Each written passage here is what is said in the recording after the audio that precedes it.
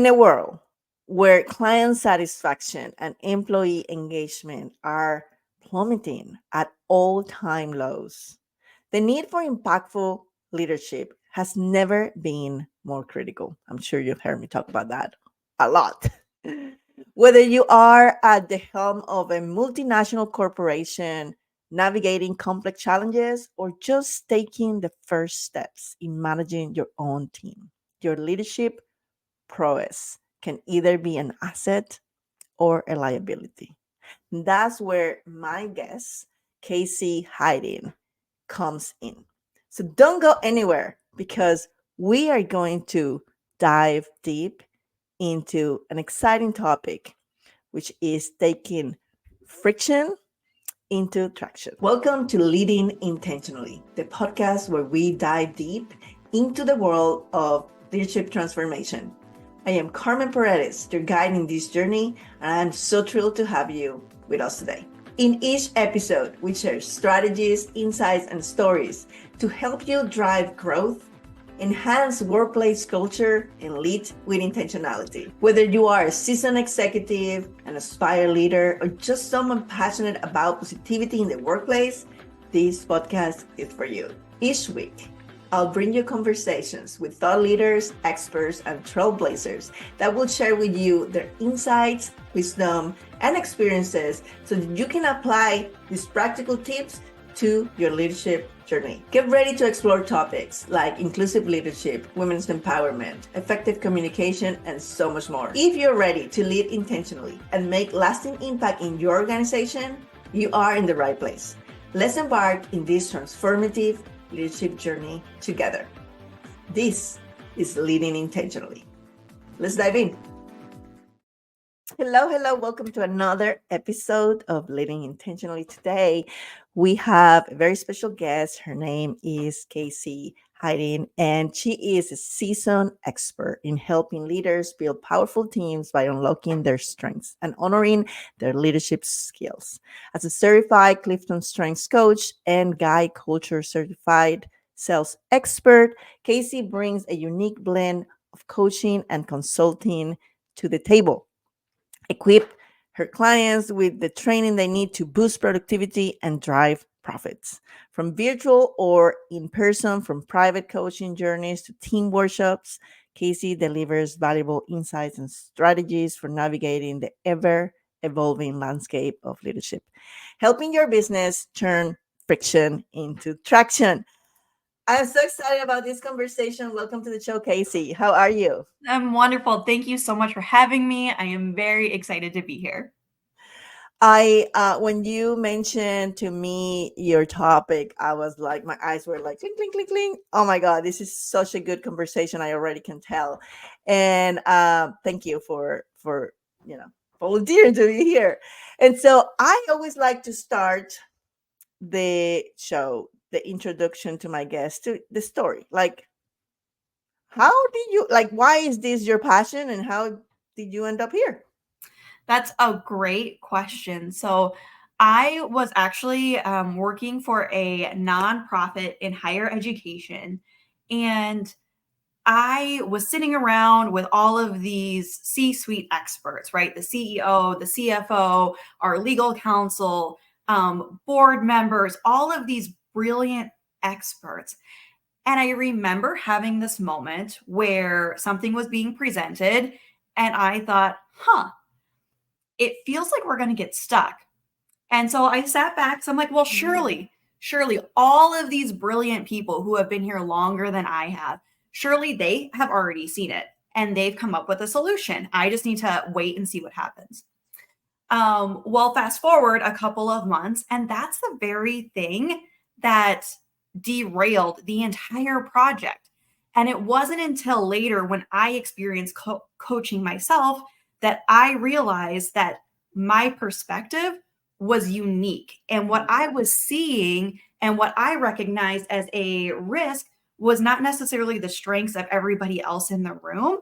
And so by honoring my voice and trusting my gut and giving sort of that experience, I would have been able to move us along quicker and be able to make sure that everybody's strengths were heard.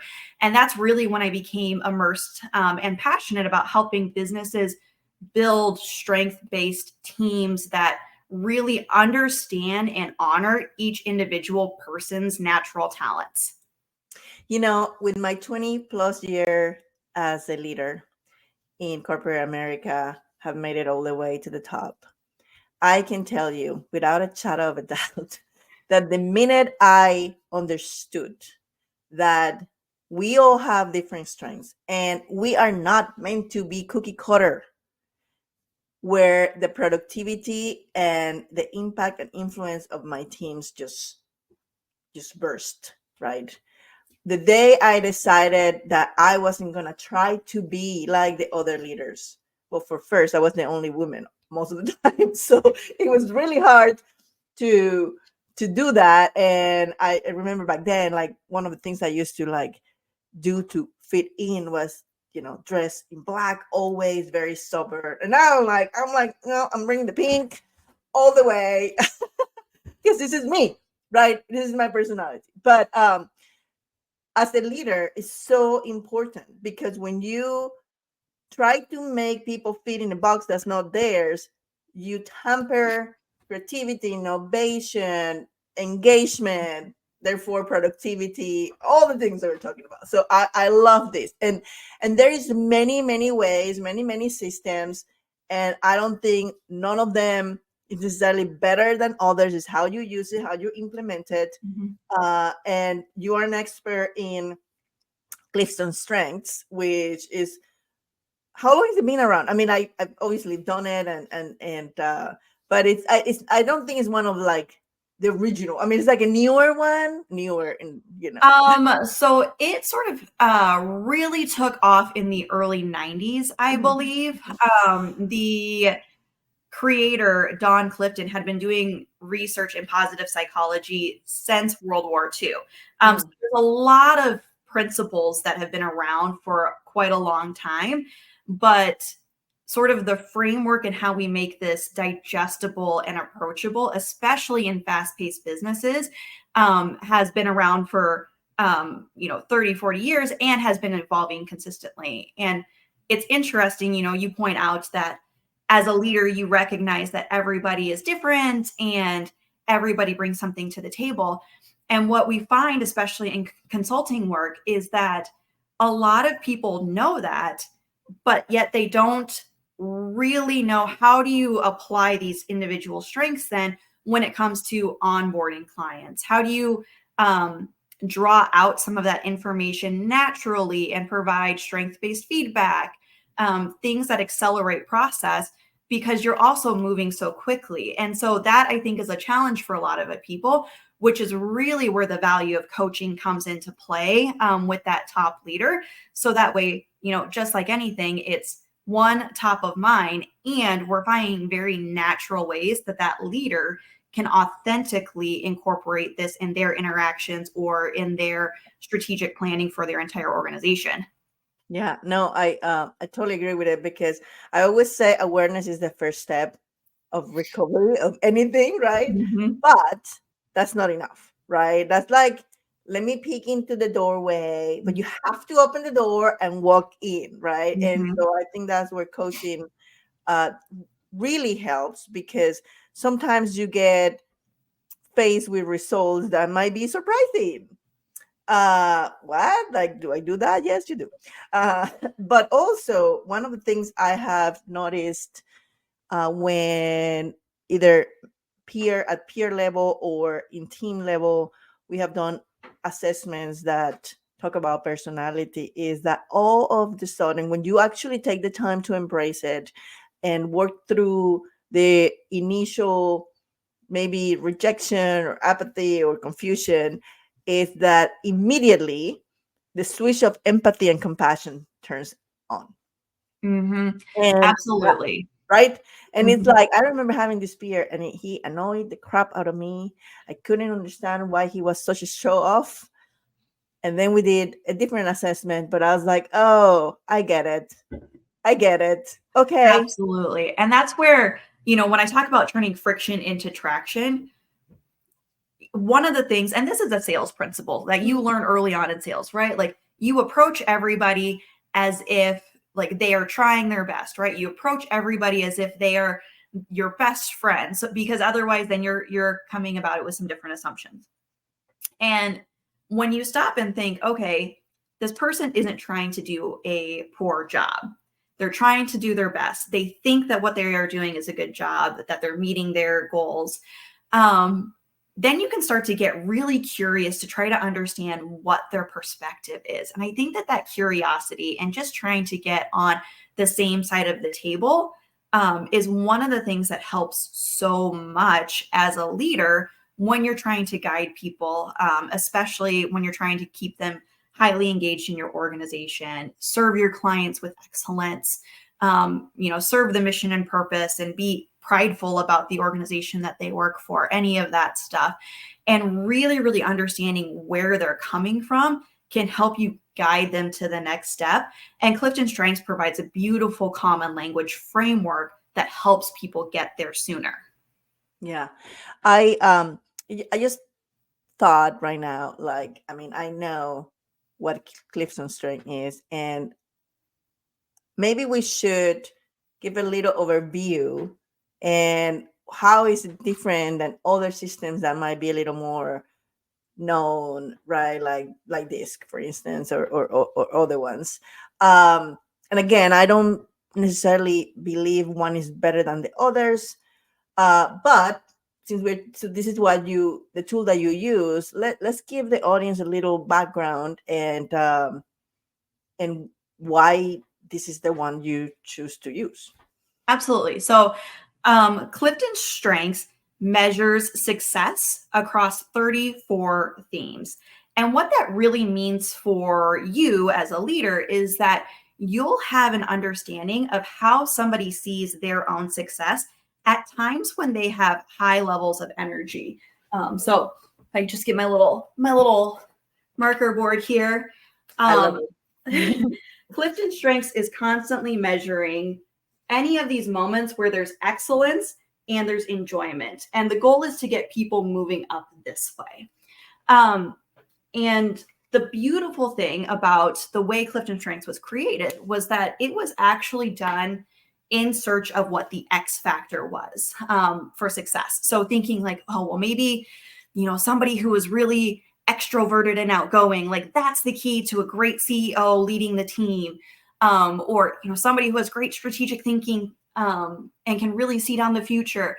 And what they found was that it was actually leaders who understood their natural abilities and were authentic to themselves. Mm-hmm. And so what that really means, and the reason why I love CliftonStrengths in my coaching, is that none of the themes, there's no hierarchy to them. So there's not one theme that's better than the other.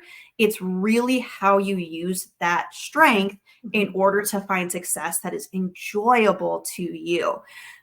So when we're using CliftonStrengths, it's a self-assessment that reflects that combination of excellence and enjoyment that you can speak back to people.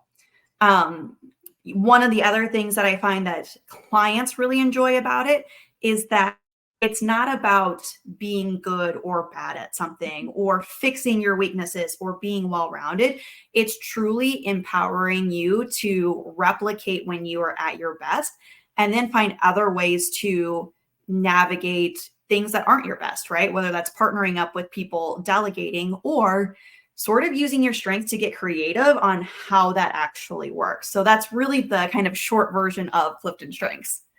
And just to put it like in a little more practical way, one example I would like to share is, as having managed a lot of functions, sure, anyone could have the intellect capacity to do any particular task. And I believe as humans, we are so brilliant and wired in a way that we can learn anything. But not everybody is the best salesperson. Not everybody is the best marketing person, because the creativity, are you a right brain versus left brain? Are you a natural conflict, resolution type of person? Are you good at negotiation? Like, what is the thing that you shine at the most, right? And you do as you're happy doing it, which means you're going to stay in the job doing it, and you're not going to be turning over because you're totally miserable even you are good at it, right? And so this is what this type of assessments helps leaders see. It's really being able to put, your team in the best chance for success, in turn putting your company in the best chance for success. Would that be a good way to summarize this? Yes, absolutely. And I think a quick story of how I see this manifest a lot is there are people who are new to CliftonStrengths and maybe they are a CEO and strategic is not in their top 10. And that is one where they go, oh, I'm a CEO. Like, of course I'm strategic. And so you start talking to them and you find out that maybe futuristic is one of their top strengths. And what they come to realize is, of course, they're strategic. Anybody can do something strategically.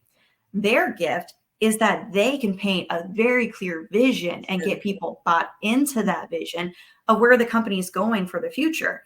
Where a CEO with strategic number one has, 3 plans at all time of how they're going to get from point A to point B, and can But almost sort of cannot see that communicate. that juggling, right, happening. And so the two outward to the common person are going to look the exact same. It's that journey that's happening internally that's different. And by understanding that difference, these CEOs realize then that they do not have to act like each other, and they can almost just appreciate each other even more because they know that their talents are unique. Yeah. And then you can surround yourself with complementary people that fill in the gaps. Mm-hmm. And together, that's synergy, right? Where the 1 + 1 is 3, not 2, right? Because you're actually coming to a place where your strengths complement each other.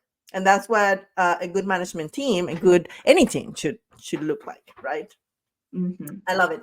So when you come into businesses, companies, walk us through the process of like, what does that first, introduction to the CliftonStrengths system and, engaging with you as a coaching or consultant, what does that look like? Yeah, so it really depends. So I have individualization as my number one strength, which means that I love customizing things. So it's always my favorite thing to really get to know people and understand what their goals are, and then create a process that works really, really well for them. For some of these private coaching C-suite journeys that we do, this could look like a full year experience where we are coaching around CliftonStrengths. Maybe we do the assessment first, and we have periodic touch bases where we really try to understand how the individual leader can lead at their best ability. Mm-hmm, mm-hmm. In addition, if they choose to incorporate their team strengths, we'll look at a full team grid and try to understand how we can maximize, how we can ask questions, what type of feedback may be impactful for some of these individuals. When we talk about whole person well-being, maybe we'll look at certain strengths and say, okay, during different periods of time, around the holiday season, what types of things might stress them out, and how can you use their strengths to, again, get the most out of them while they're at work and make sure that we're moving forward together. In other ways that I work with people, it might be working with their chief human resource officer to really train that person and understand CliftonStrengths, kind of the philosophy, how to maximize productivity and profitability, right? Bringing in that sales background to help get some buy-in in their organization. That's typically something that's important to corporate partners who maybe they have somebody who's full-time, but they really want the expert to sort of walk alongside that person to show them the case study of what has been done before and what we've been able to do in corporations and teams all around the world. Mm-hmm. That's beautiful. So what are let's say the pitfalls that leaders usually are on, like, or the blinders, let's call it like this. What are the blinders that you see with your experience that leaders have that prevent them from adopting, such a powerful Mhm. model? Yeah, that is a great question. And it reminds me of a story. So I was working with a board member who he was an attorney out in Washington, D.C. We're in South Dakota. And we were preparing for our next big board meeting, all of the important things that were happening at that kind of annual big meeting that we have. And there was some conversation happening, and he finally looked over at us and said, "Listen, you guys think about us every day. I think about you 3 times a year." And how that's relevant is I think that leaders are so busy thinking and breathing and moving forward in their organization that they forget that not all of their employees see that same thing, right? Some of their employees are clocking in, clocking out, doing their job, but maybe this isn't their dream job. Maybe they don't see the vision that this person sees that's 5 years, 10 years in the making and looking 5 years, 10 years down the road, right? And so I think that that's one of the blinders that we kind of come in and have this conversation with leaders about. You have to slow down to speed up, right? Just like health and wellness, it's sort of understanding the principles and understanding the habits that you incorporate that get to be very natural and very automatic. That really moves the needle the most. And when we're talking about competitive advantage, especially for your client experience, that's the most important part. Yeah. I mean, I have been asked so many times by peers, by other people in the organization, by all employees that are now racing to be leaders themselves, how did you do it? Because I always had the most profitable business units, the most productive employees, the most cohesive teams, always. And I said, it's very simple. I care. It really just boils down. I mean, there's more to that, but like that is the core concept of it. I would spend a decent amount of my one-on-one meetings or team meeting, department meetings, spending time caring genuinely, authentically about the people. I would never start a one-on-one with this is all this stuff that we have to do. What did you do last weekend? How is such and such? Hey, like, did your son won that medal? I mean, like, whatever it is. And I remember many times they said, I can't believe you remember. I'm like, of course I do. I care. Like, this is actually genuine caring. Like, I'm not pretending to care. We're family. We work 8-10 hours a day together, right? Like, and this tool that you are presenting leaders with is an avenue to start to care, because you cannot care about someone if you don't know them, right? And so this is why I love this conversation, and taking it back to the theme of the podcast, right? Transforming friction into traction, because every time we are rubbing ourselves, we're rubbing against each other authenticity and gifts and strengths, we're creating friction, because their natural pull is to go this way, and we want to bring them this way because it's the only way to do it, right? So that's the friction. But when you smooth that out and allow them to empower them to use their authentic talent, then that's what traction happens. Absolutely. And I think, even in the example you provided of coming in and asking people questions and getting to know them on an individual basis, one of my favorite activities to go through in CliftonStrengths is walking through who gets really uncomfortable talking about their personal life at work versus who loves it, who needs it. And that right there, you can have that conversation in a way that uses that common language of strengths and makes it so much more digestible for people. So then as a leader, who needs that sort of relationship attention versus who wants to be recognized differently, right? Maybe they want to be recognized for an idea that they have, or maybe they want a kudos on the side, or maybe it's just a matter of them saying like, hey boss, I had a tough weekend and I don't really want to talk about it. Yeah. And because you've already had that conversation or because you know their strengths, like, hey, I got it. I understand what is happening inside, and I can serve you better and help guide the team during this period of time. And that is the biggest, what I see in teams that implement strengths really, really well. That's the X factor that helps their employees really, again, show up and serve their clients with excellence day in and day out, as opposed to those ones where, like, hey, this was like a fun party that we went to, but now we're going back to what we were doing beforehand. Right. Consistency is key, right? Because that's how you build trust as a leader. You can go and publicize and put it all over the break room, like, now we're going to adopt this thing, and then you're walking in a different direction, and your trust level goes down the drain. So you gotta walk your talk, you gotta be consistent. And yes, we're humans and we make mistakes and we might fall down, we might get triggered ourselves and not be in the best behavior.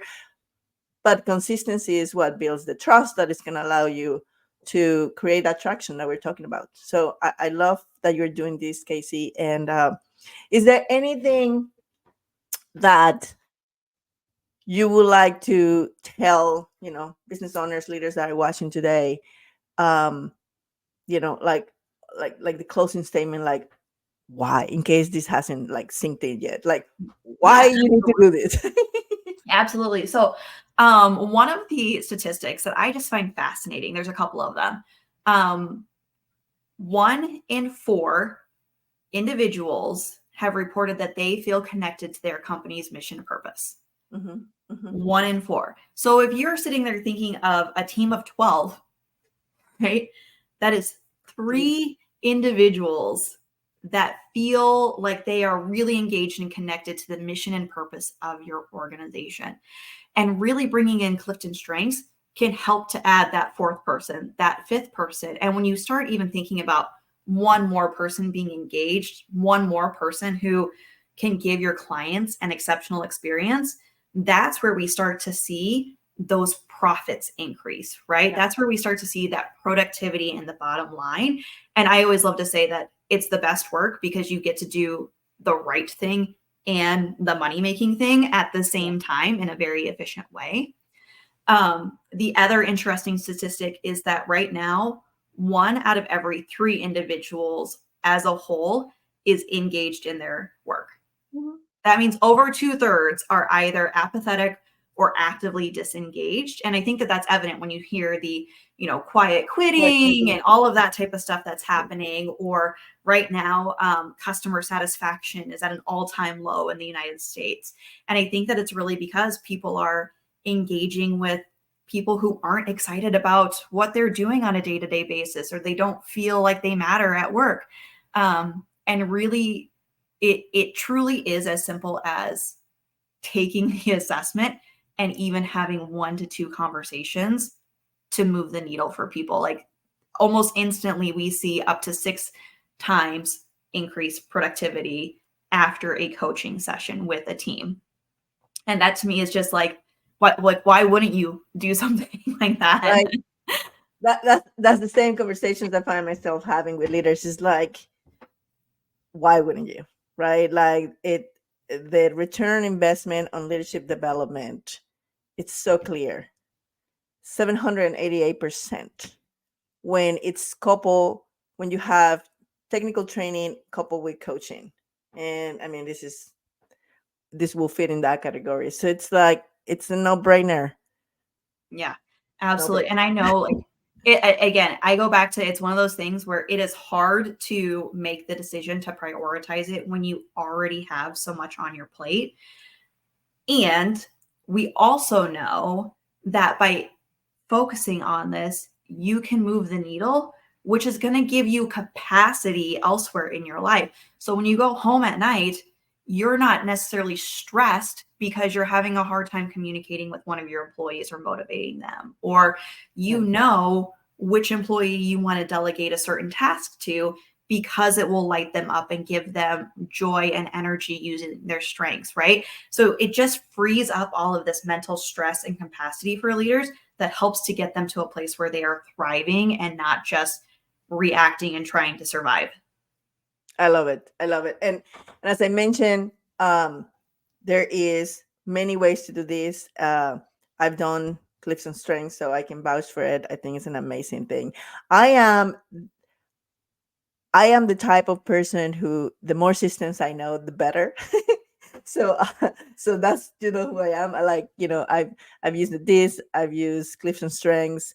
I use in my own practice the Enneagram and Human Design. Mhm. Uh, because is I find that at the human level that helps a little connect the dots. But definitely, like, I don't think there's one of those systems that doesn't do an amazing job in helping you move the needle forward. So I'm so glad, now I have Kasie on my bench uh, to be able to coach and help people with this methodology, which is very solid, and I personally have done it. So thank you so much, Kasie, for being in the show. And I will put all the information so you can get in touch with Kasie. But do you want to mention, like, what is the best place to connect with you? Yep. So LinkedIn is my go-to. I'm on LinkedIn almost every single day. You can certainly find me on my website. That will be in the show notes, but LinkedIn is the best place to find me. Or Kasie@heidencoaching.com is my email address. So that's the best way to get in contact. And again, I love to individualize stuff. So that's where we can communicate and figure out how to best serve you, how to best serve your clients and your people. Love it. And you guys know the drill. Until next time, lead intentionally. Bye bye.